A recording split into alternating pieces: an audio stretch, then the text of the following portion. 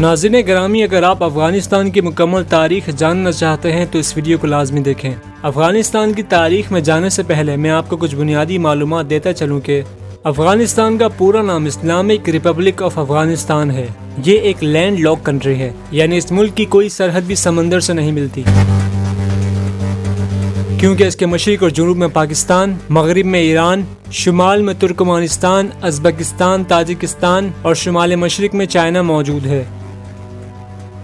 اس ملک کا زیادہ تر حصہ پہاڑوں پر مشتمل ہے اور یہاں کی زیادہ تر آبادی قبائلی ہے۔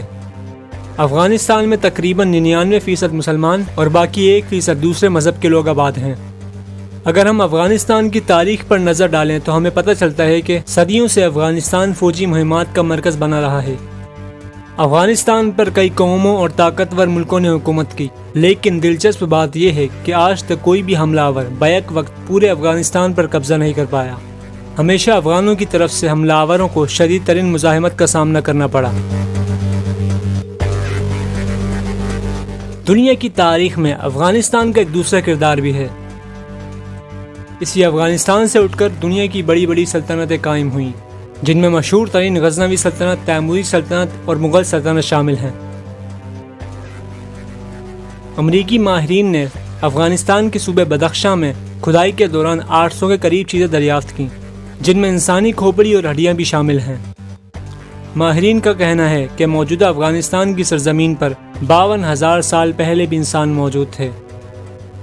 اس علاقے میں باقاعدہ قدیم تہذیب کا آغاز 3000 سال قبل ہوا۔ زرتشی، مجوسی یا پارسی یہاں کا قدیم مذہب تھا۔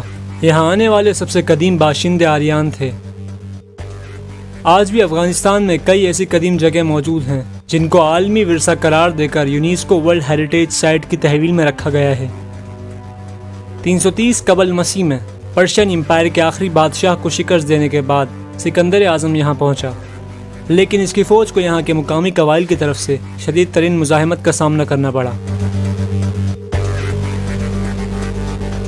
اسی موقع پر سکندر اعظم نے افغانستان کے بارے میں وہ تاریخی جملہ کہا تھا کہ افغانستان میں داخل ہونا آسان ہے لیکن یہاں سے باہر نکلنا مشکل۔ سکندر کے بعد یہ علاقہ موریہ سلطنت کے پاس چلا گیا۔ چندر گپت موریہ نے یہاں ہندو مذہب اور بدھ مت مذہب کو متعارف کروایا،